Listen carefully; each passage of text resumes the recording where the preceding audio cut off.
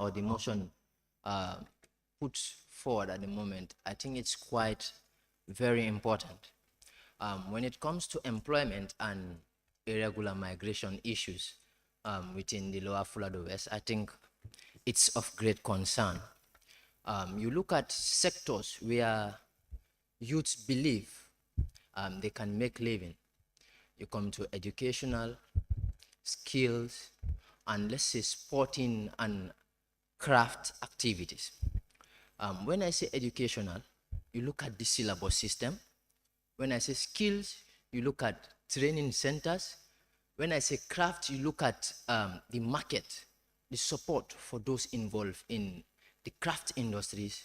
You look at sports, you look at what are the things that have been developed regarding that area. And I think all these 4 areas that I mentioned, there have been little or no improvement. Starting with sports, I would like to put forward to this National Assembly that the youth of Lower Fuladu, based on facts, things that I've witnessed by myself, there is not even one particular field that is fully fenced. And I'm very proud to say that the youths of Lower Fuladu are putting great effort in making sure at least they could fence their field. And with that effort, I believe necessary bodies, the government, ministries, and private institutions should look to those efforts and try to help the youths of Lower Fuladu with at least a standard mini stadium. Secondly, in the area of training facilities, it is quite sad to know the youth of Lower Fuladu have no training facility. Now, you tell me, you want to stop irregular migration, way in which youths are finding a way, finding routes to earn living, believing that going to other countries, they can get greener pastures. You do not provide necessary things for those youths. You don't provide training centers for them to, carry out their skills, their craft, abilities, and you want to stop those youth from finding way for earning living themselves. I'm going to tell you, it's quite going to be impossible. You could speak from today till tomorrow, you can't convince them. You look at our education system. I was very happy. I don't know which honorable member mentioned it yesterday. It is not helping in which way that youth can create employment for themselves. You cannot be doing geography at, let's say, senior level. You go to upper basic, you are doing agriculture. You go to junior school, you are doing POP FLE. You look at it from POP FLE to agriculture to geography. How does it help to put that into practice to be able to create market for yourself? It is very, very, very minimal, to use those knowledge to create market. The youth of Lower Fuladu don't even have a youth center where youth could converge and discuss certain activities. You want to create certain activities to raise funding, probably you have to use the school hall.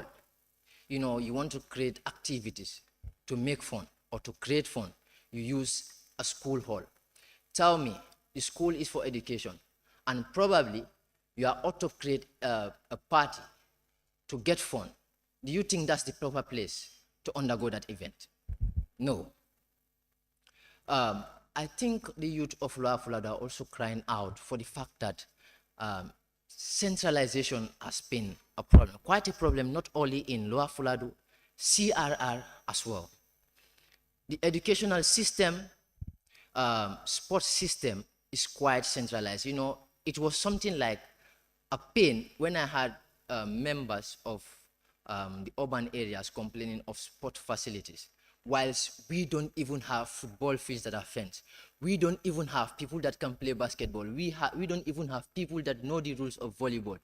Tell me, how could those youth use necessary knowledge to go into those things to create market for themselves? It's going to be quite difficult. So I believe there should be decentralization in sports.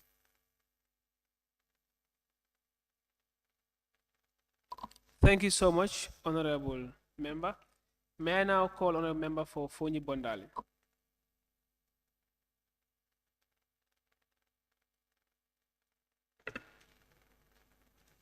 Each one teach one, spread the word of love for the Gambia, our homeland.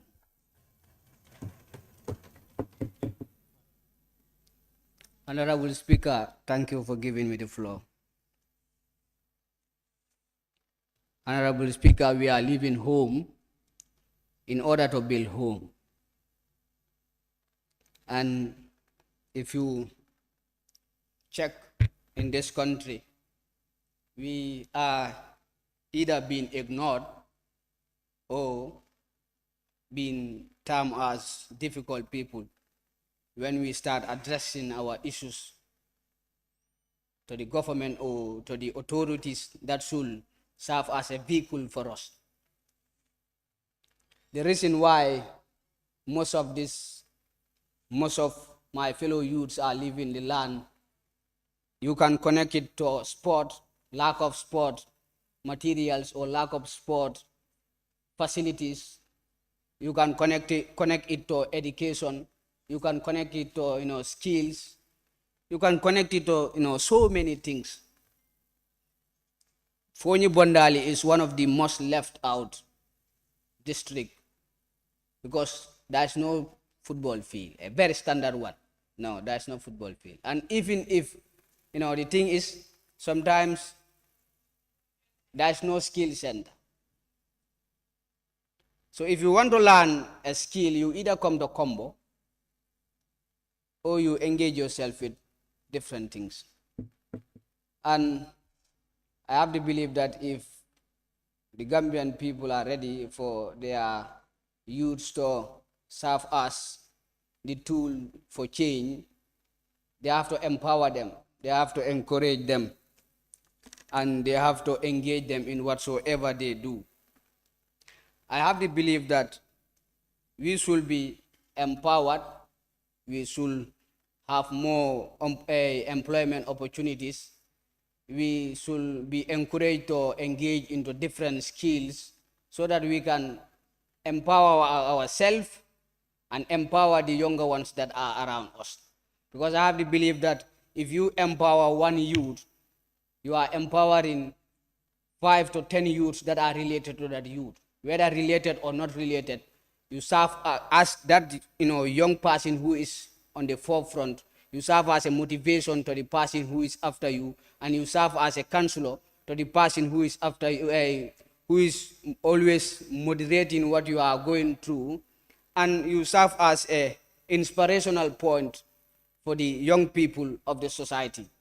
And I believe the government need to consider us a lot. If not, we will still engage ourselves into this deadly route.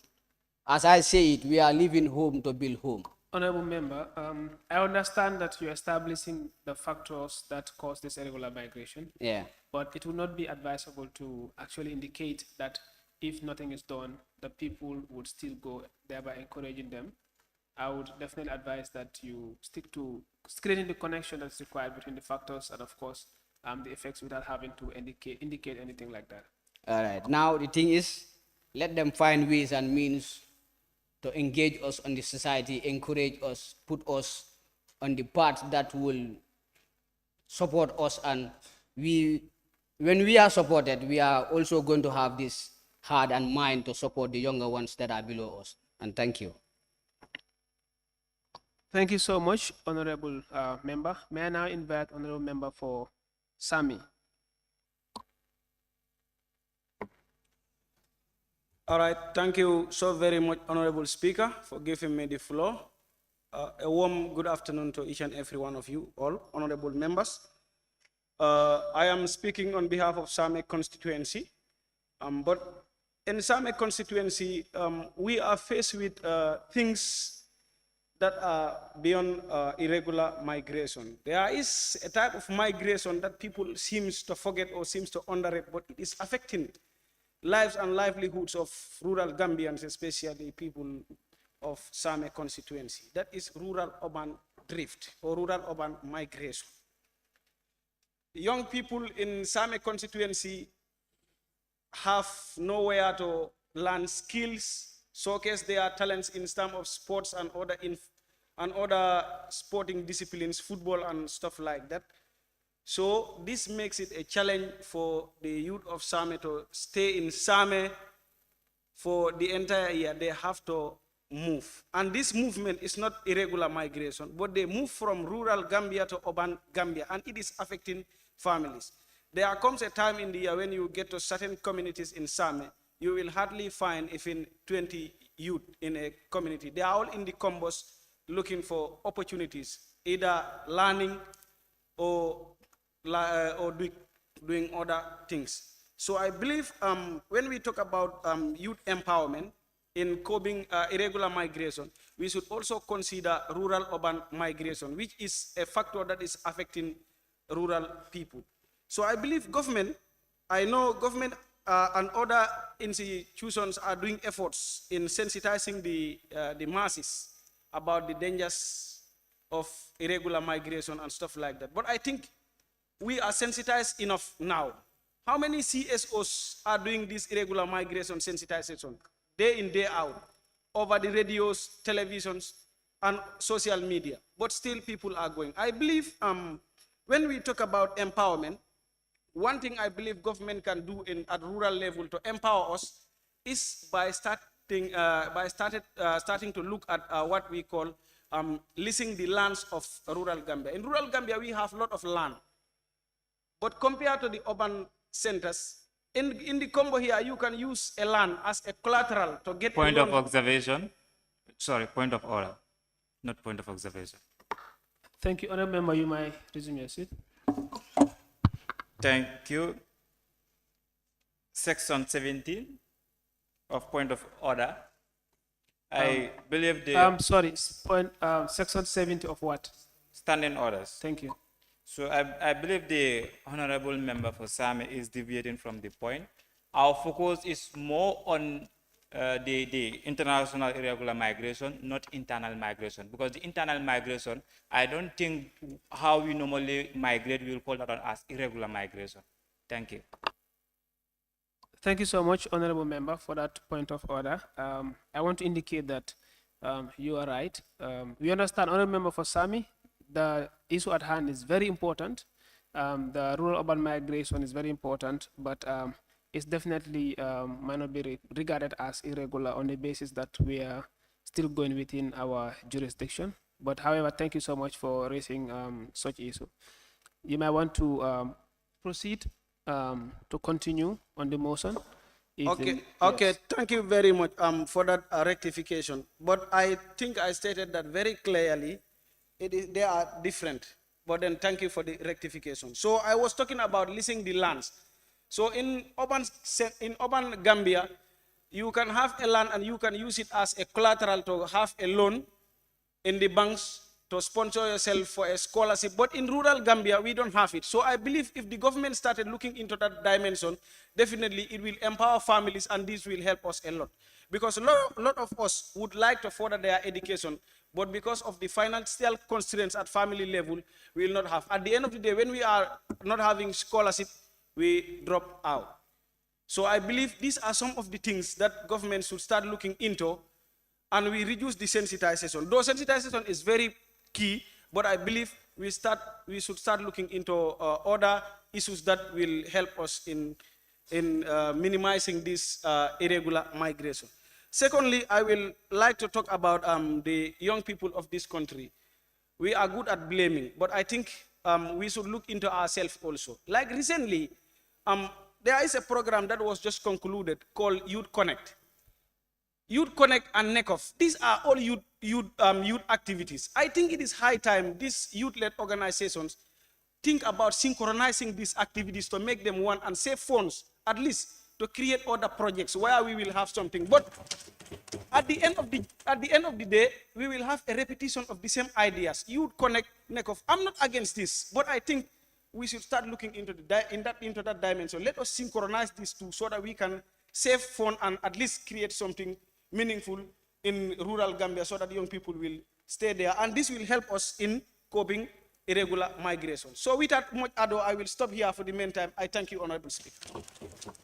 Thank you so much, Honorable Member. May I now call on Honorable Member for Birkama North?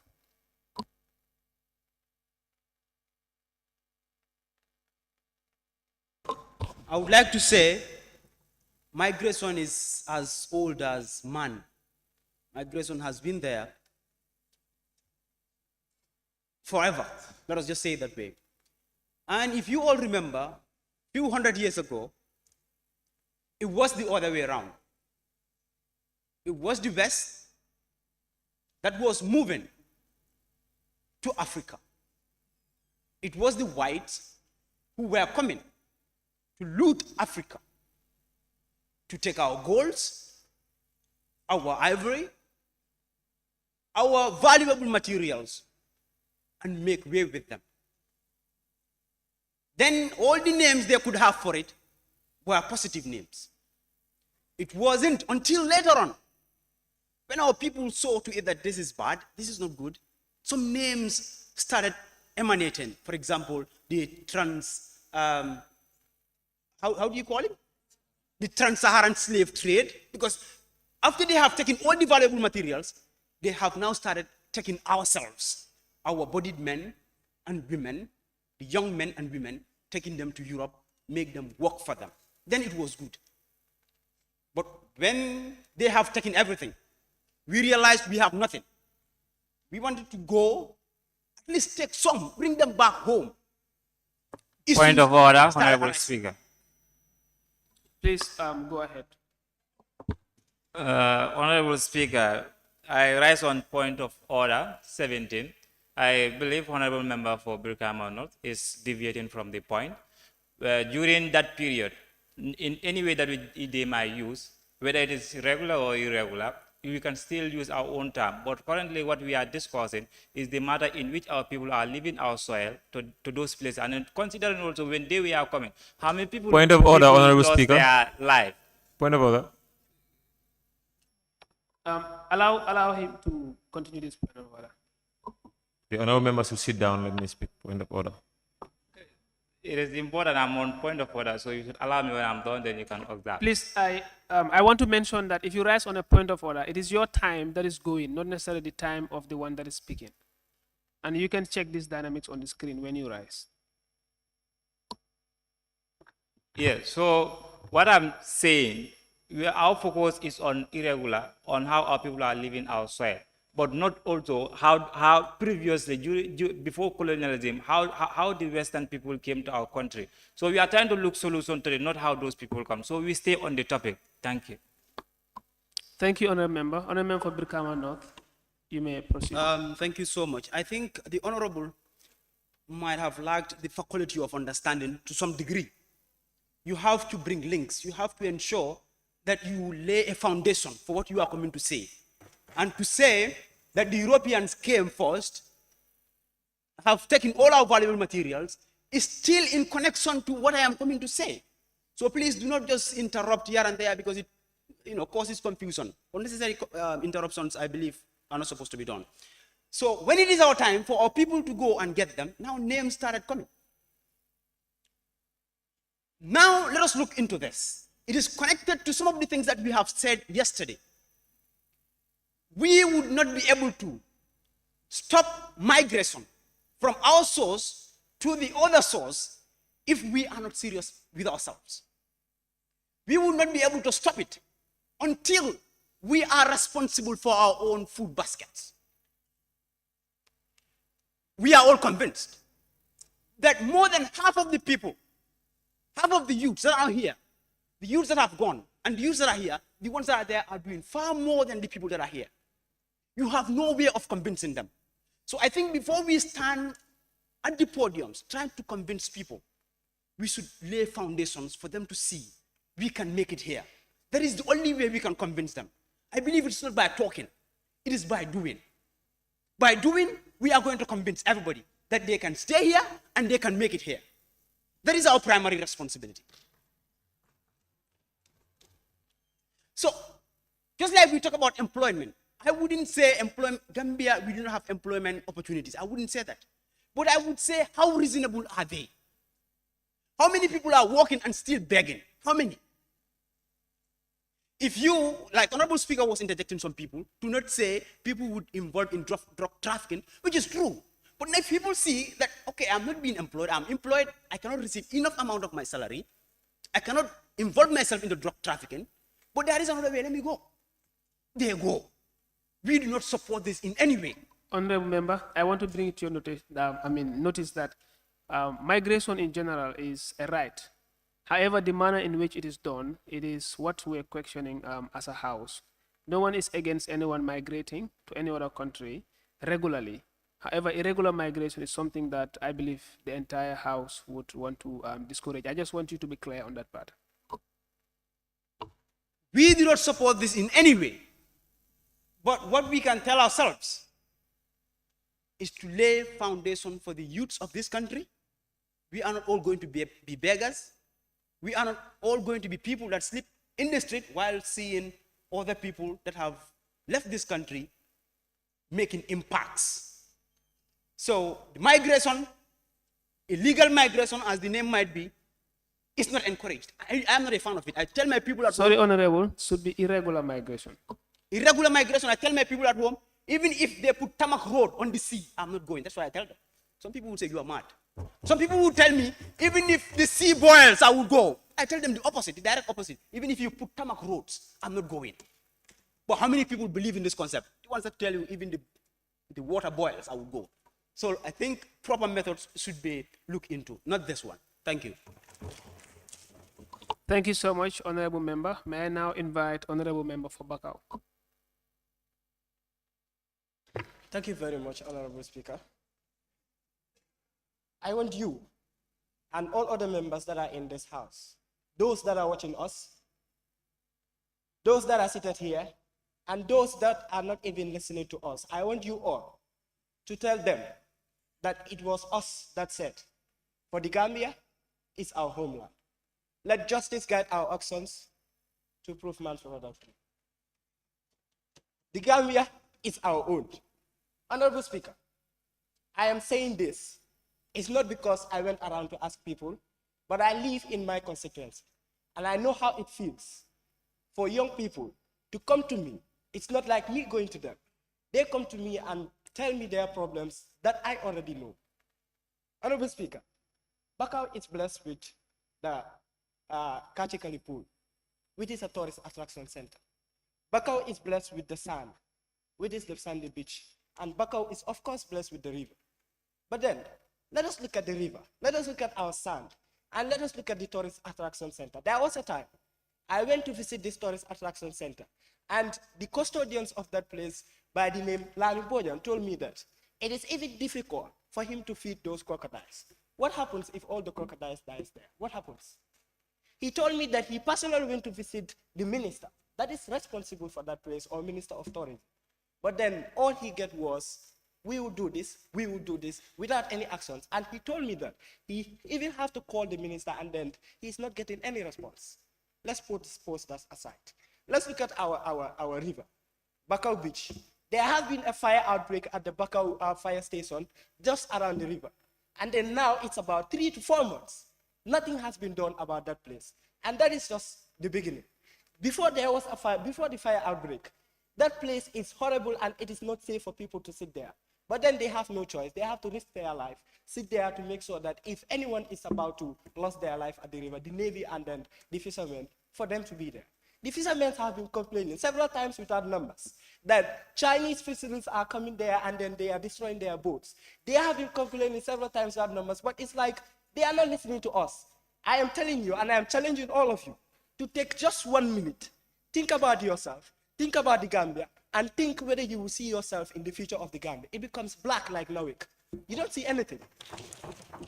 It is sad, and it is very discouraging for us as honorable members to say that we are discouraged about this country. Sometimes I am encouraged, but sometimes it is the hard reality.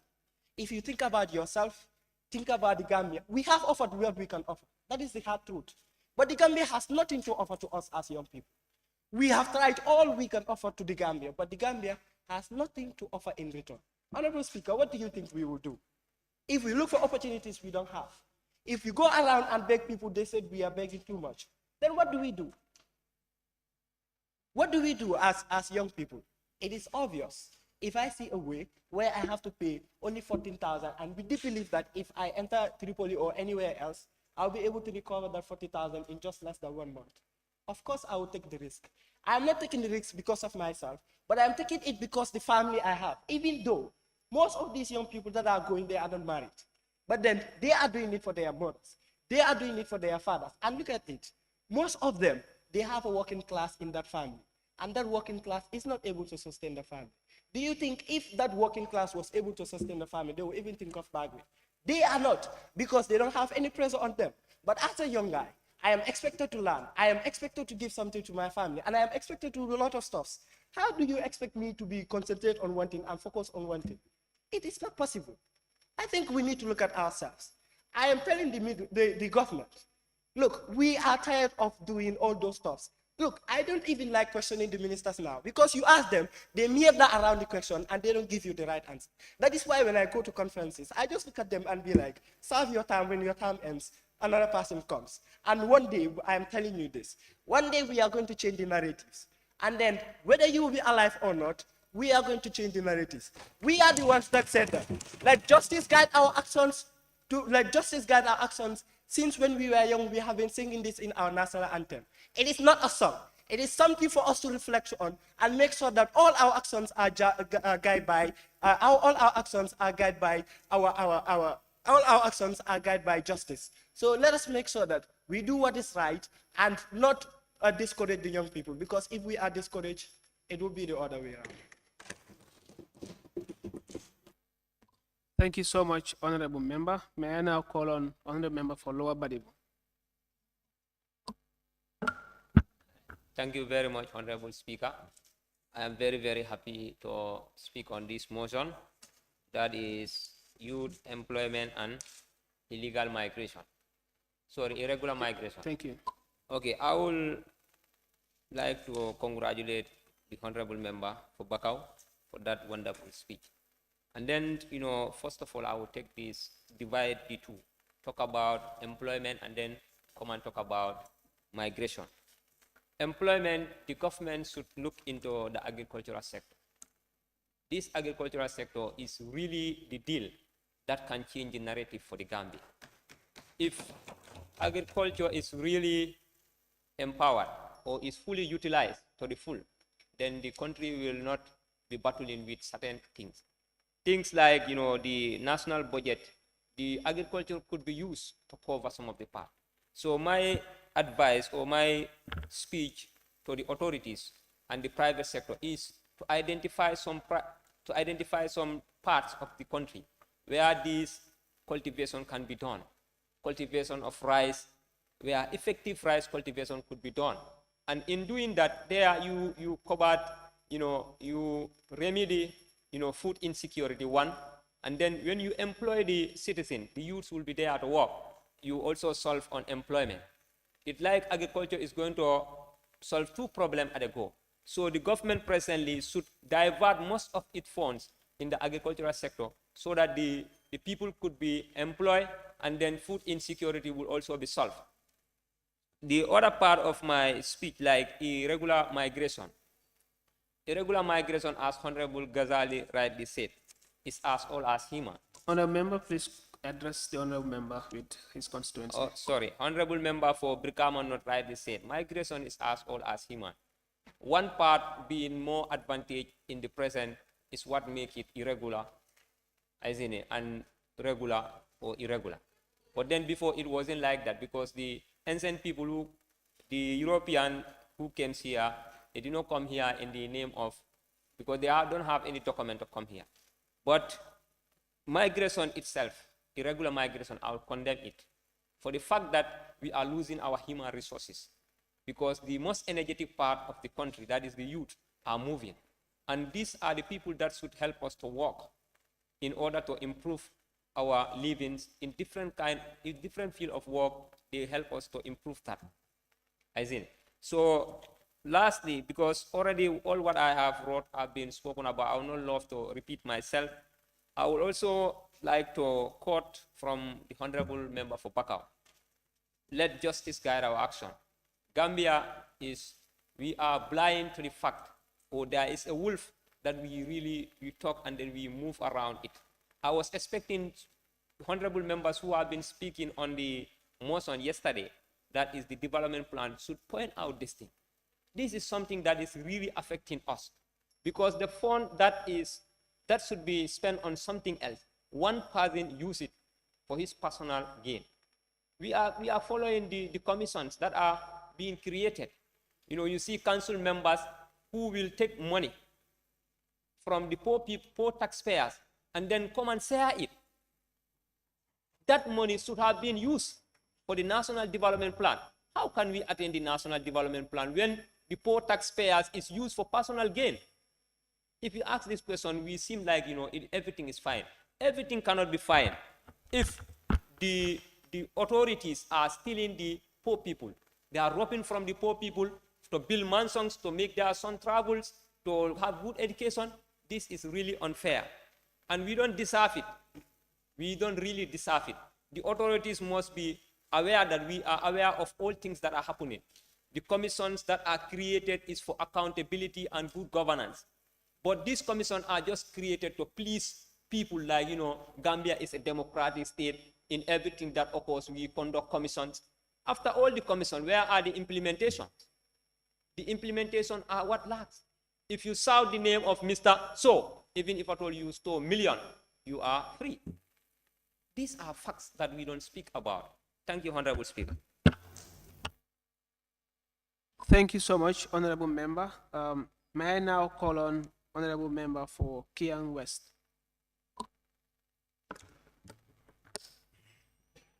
Thank you very much, Honorable Speaker, and greetings to everyone.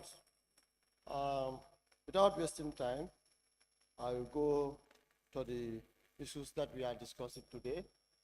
And I do hear that people say that we should have what is called human-centered development. But in the Gambia, as far as we believe that it is a youthful population, then we should have what's called a youth-centered development if we want this country to move forward. And Honorable Speaker, in terms of irregular migrations, I think the government should take the issue of the youths very seriously by creating more job opportunity so that young people can stay in the Gambia and work for betterment and development of this country. If not, they will still continue to go. It is so sad to see young people to say that it is rather I die in the sea than to go back to the Gambia and stay. What is wrong with our governance system? We should also very look and check on that. And also, if you look at the jobs, the salary, or the government salary sometimes is very, we are all civil servants, we know how it is. You buy a bag of rice, next thing, fish money is finished. Out of that frustration, that make other people, young people, to leave this country to go. And the government should also try to look into that well as well. Mr. Speaker, if you look at the National Youth Policy of the Gambia, 2019 to 2028, it says that in one of the recommendations in terms of employment, it says that there should be establishment of community-based skill centers or vocational skill across the country. But let's ask ourselves, do we have that in the rural area? We don't have. And therefore, youths are frustrated to leave this country and go and find other meaningful to do. So we have to be so serious about that. And also, Mr. Speaker, apart from that, we say that agriculture is another backbone of this country. And it is all true, we all believe in that. But let's look at it. How many youths are involved in agriculture? Is the government of the Gambia is empowering youths to do agriculture? No. We need tractors.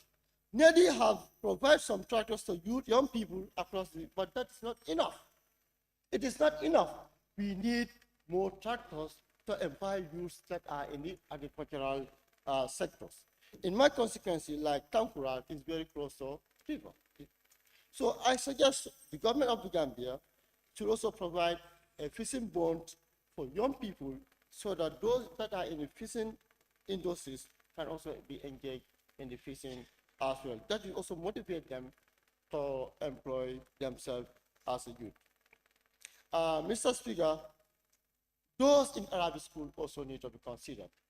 The government of the Gambia consider those ones and creating employment opportunity for them when they finish school. Is that happening? No. And if you look at some of these people, if you look at most of the people that are living out of poverty, most of them are people that are going to the schools and they don't have any job opportunity for them to stay in the Gambia. That's why they are leaving.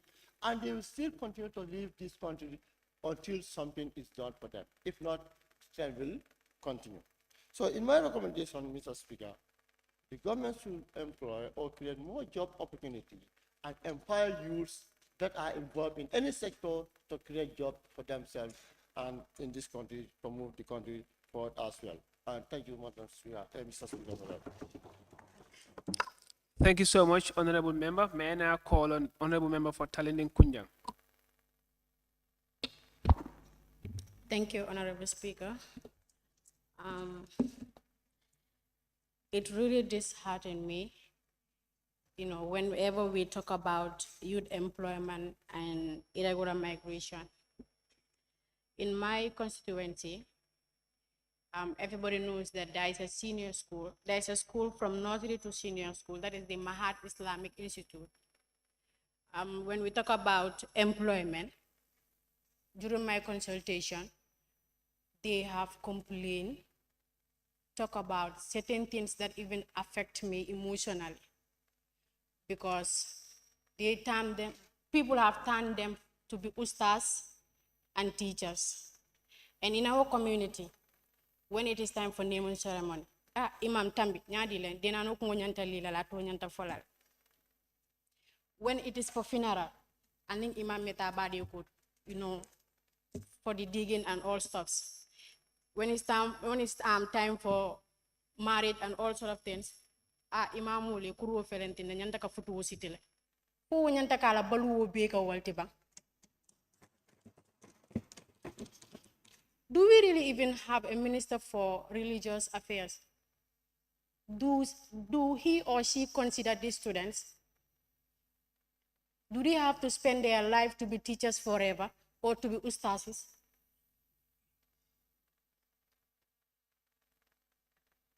And when it comes to their school, there is no defect, sector that you will say that they have to involve in that. That is the IT and other skills. And it is not fair.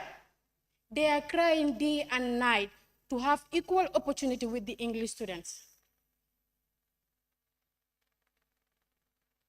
And talking about this for the Arabic students, it is increasing the crime rate.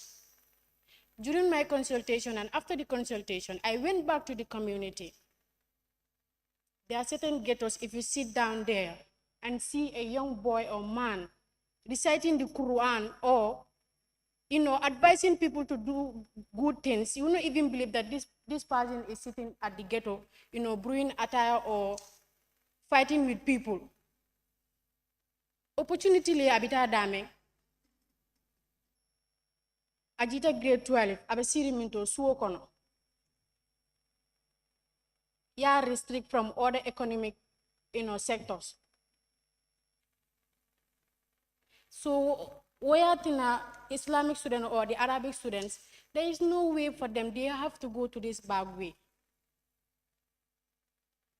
This irregular migration, near GB 100%, 90% of being Arabic student no let. Opportunity table jang. Opportunity table. So there's no way they have to go to the irregular migration. And the near GB, ni tara fa itol fa almantanga, ni dol fata je muruntana, yemil to koma wala ikanetol salindi, or yeduake galie. Drug abuse.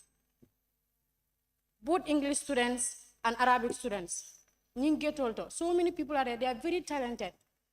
In my constituency, we have a vocational skill center there, but it is based on one skill, that is tailoring.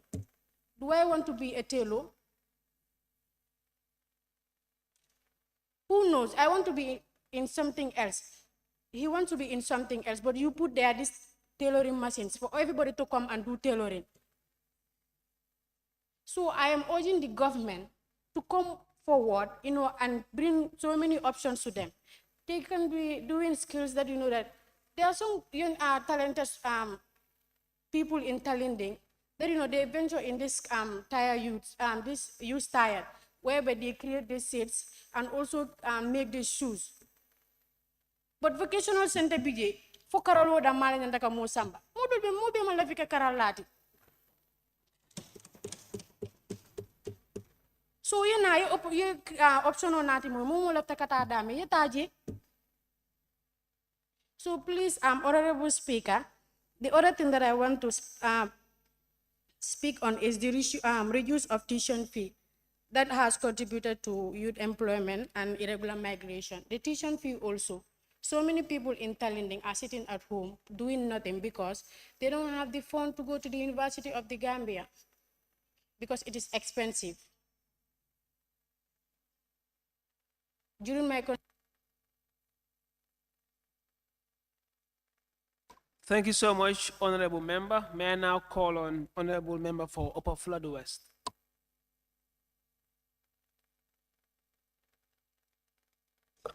Thank you so much, Honorable Speaker. Honorable Speaker, the issue of youth employment, unemployment, and irregular migration among young people is high. And the cause, I believe, is due to the slow economic growth of the country.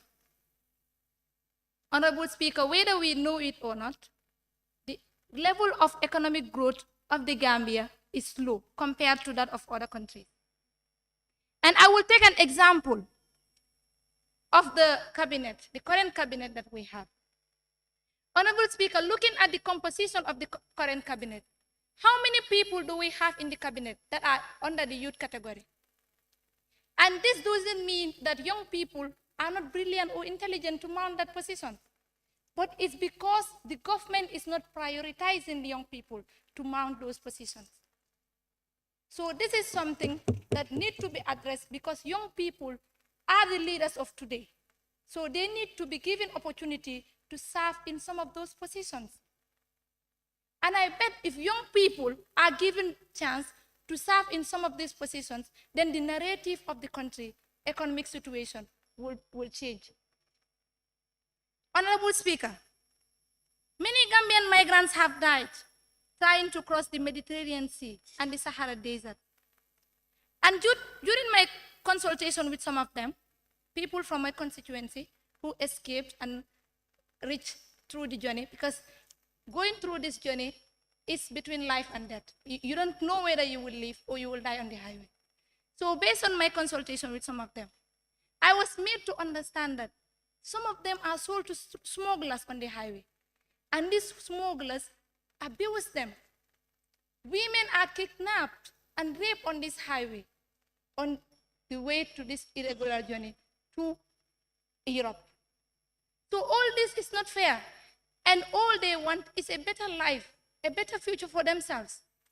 So I think as a government and as a country, we can do better in addressing the issue of youth unemployment and irregular migration in the country.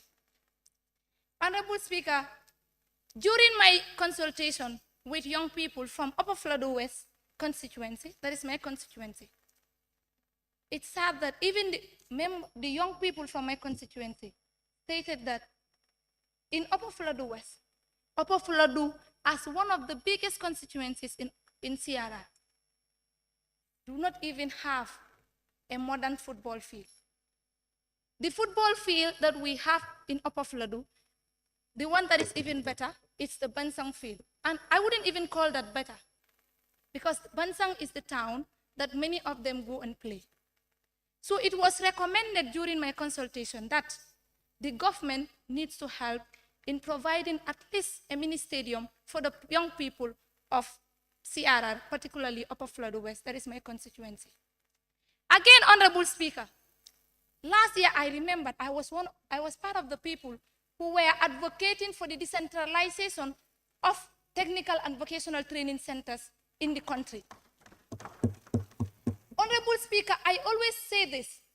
It is so unfair for all the technical and vocational training centers or all the opportunities that are provided for young people to be in the Western region, to be in the Combo areas, while those in the provincial Gambia have to struggle to come to the Combo areas if in case you want to succeed in life. That is so fair. We are talking about rights. As Gambians, as young people, we all have the same equal rights before the law. So the government needs to try its best in order to decentralize the technical and vocational training centers. Because as I speak, after our session last year, I was so happy to see a press release on the media that the government had come to the conclusion that now they are going to provide technical and vocational training centers across the country. I was so happy. But I believe that was just to catch attention of people, because still now, nothing has been done. As I speak still now, we have no technical and vocational training centers in Upper Florida West and in CRR in particular. So these are some of the things that need to be addressed. The government should commit and take measures to ensure that young people are provided with good job opportunities. And when the opportunities that we have nowadays, teaching, police, nurses, what are the salaries that they are receiving?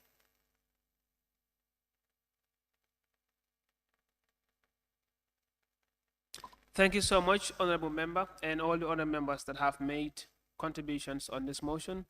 At this juncture, I would like to invoke clause 13 of our standing orders to go on a break, and we will come back at 3:15 sharp.